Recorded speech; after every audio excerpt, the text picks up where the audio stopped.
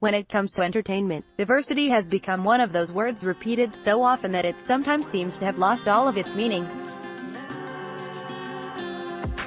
Diversity in programming is often lauded as a goal for networks and, in the case of the world's most watched streaming platform, Netflix, but as audiences grow more connected, it's hard to pinpoint which shows are actually getting it right. Generation Z, those who were born after 1996 and have barely known a world without Wi-Fi and bingeable shows, experience an overabundance of choice when it comes to their entertainment needs.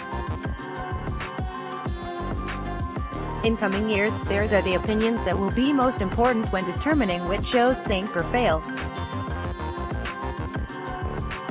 Examining Gen Z's reaction to Netflix original programming in particular is prescient not only because of the sheer viewing numbers the platform pulls from viewers of all demographics, but because its recent offerings seem tailored to a younger, teen-adjacent audience. Shows like Elite, Sex Education, American Vandal, and others all tackle the world of Gen Z characters from different angles, and as proven by the example of You, which catapulted a little-known Lifetime show into a memeable pop culture moment simply by placing the show on the originals roster. Netflix's hold on teen eyes is stronger than ever. With that in mind, we interviewed Gen Z Netflix watchers to find out which original shows feel most authentic when it comes to diversity, likability, and representation. Here are their answers. See also, Netflix's new feature helps you get ready for the Oscars. Of the 9 Gen Z Netflix watchers interviewed for this article, all of them expressed an awareness regarding diversity on the Netflix originals they watch, and had thoughts about the streaming platform's successes and failures in representation, even if they wouldn't disqualify a show for lacking what they perceive as adequate representation. Dumpling to Skylar Golonka, a 20-year-old who has had access to Netflix since age 13, diversity in shows means having a cast of people with different ethnicities, bodies, genders, and sexual orientations, with stories that are complex and can develop without the restraints of traditional stereotypes. Golonka said, "It wasn't until the Netflix original movie Dumpling that I felt represented. The main character Willowdean does not spend the movie trying to lose weight to please her mother and get the guy. Instead, with the help of friends, she gains confidence to feel beautiful just how she is. The world is full of different types of women," she continues, and losing weight should not be the only storyline for them. American Vandal, Big Mouth, and Sex Education. American Vandal Boris Nyanzima is a 20-year-old who has been watching Netflix since he was 14. He likes Netflix's now cancelled original true crime parody series American Vandal because he had never seen a television show focused on teenagers that so brilliantly acknowledged the intricacies of being a teenager instead of making fun of how they live. Along with American Vandal, Nyanzima named Big Mouth and Sex Education as shows that feel more true to the teenage experience. Sex Education treats its teenagers with the maturity to understand the complexities of sexuality, its hardship, grossness, and emotional ups and downs.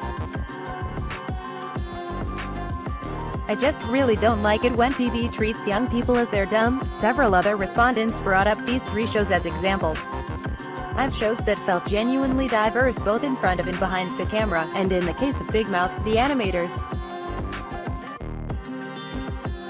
Dairy Girls. Other respondents brought up the kinds of questions they ask when considering if a show feels authentically diverse to them. Lauren Marie Miller, 18, brought up some of these. "When I'm thinking about diversity, I'm looking at gender, sexuality, and race. Are the characters all one race? Is there a balance of male and female characters? What about gender identity, sexual orientation? The minority characters that are present, how are they represented? Are they perpetuating stereotypes? Are they props in someone else's story? Is there an effort to make them fit within the universe?" She considered shows like BoJack Horseman. In later seasons, after the show acknowledged their error in casting Alison Brie to voice a Vietnamese character, as one of those making strides to commit to diverse casting, and admitted that another favorite, It, Stranger Things, needs work. But the show she had the most praise for was Dairy Girls. "Dairy Girls is probably the best female-led comedy I've ever seen," Miller wrote. "The fact that its leading ladies are allowed to be unladylike and gross and sexual without needing romantic arcs among so many other human things is refreshing and hilarious." She also said the show is on a whole other level of being true to what it's like to be a teenage girl. BoJack Horseman. Another vote for BoJack came from Miles Adamoye, 19.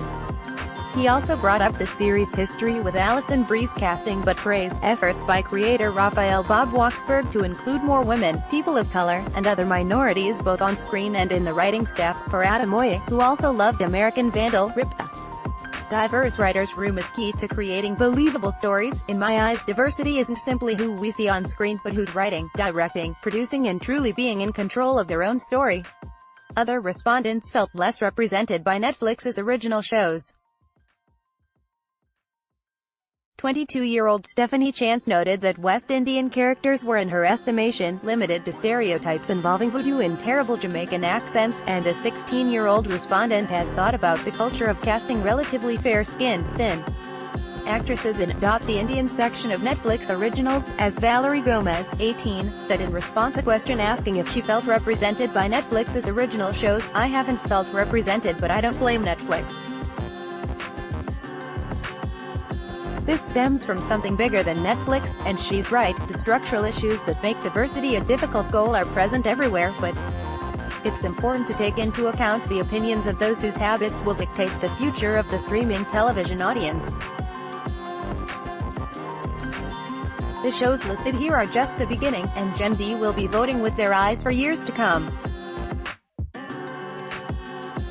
It's on Netflix, and every other entertainment provider, to serve the meaningful representation they desire.